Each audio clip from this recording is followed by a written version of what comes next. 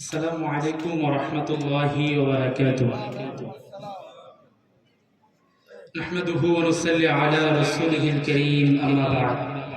تنزيلا ممن خلق الأرض والسماوات الأولى. صدق الله العظيم وصدق رسوله النبي الكريم.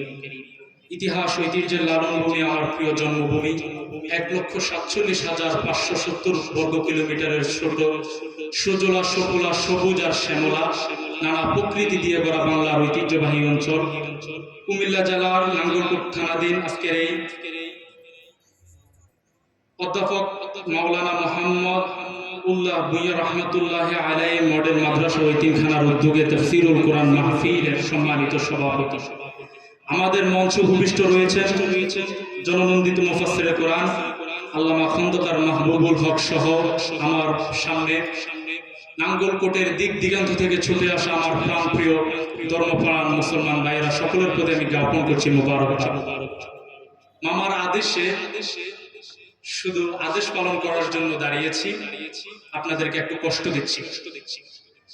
আমরা কোরআন থেকে যদি কোরআনের পরিচয় জানতে চাই, আমরা 3 থেকে 4টা পরিচয় জানবো, আমি শেষ করে দিব যদি আলোচনাটা দীর্ঘ।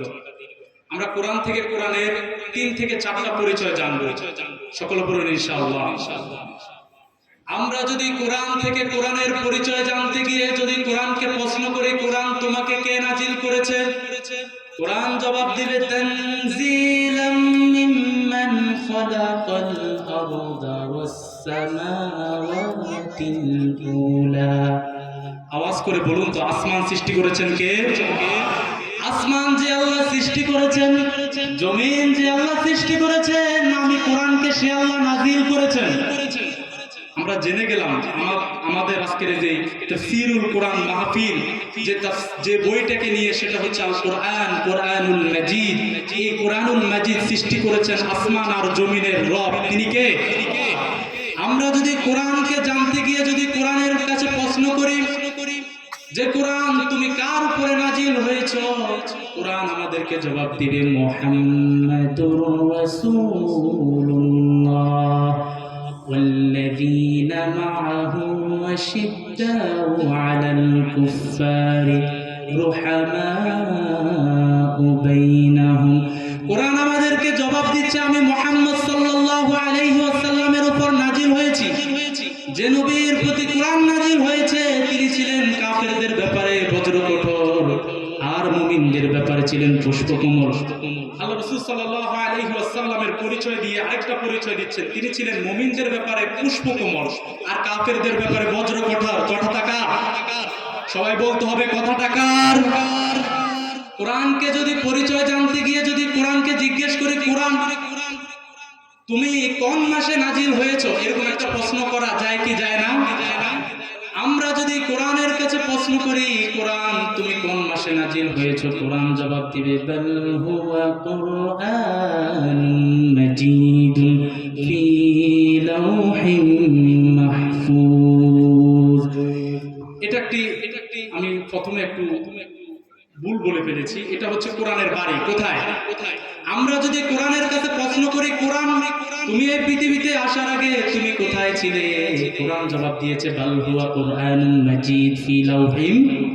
কোরআন আমাদেরকে জবাব দিল আমার বাড়ি লাউহে মাহফুজে, আমি এই পৃথিবীতে আসার আগে লাউহে মাহফুজে ছিলাম।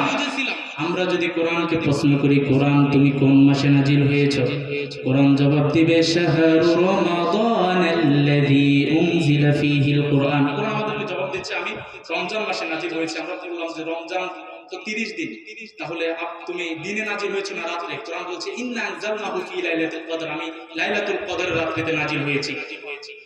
সর্বশেষ একটি কথা বলে শেষ করছি, কোরআনের সাথে থাকতে রাজি আছি না নাই? জমিন কার? আইন চলবে তার, কথা বলেন ঠিক কিনা?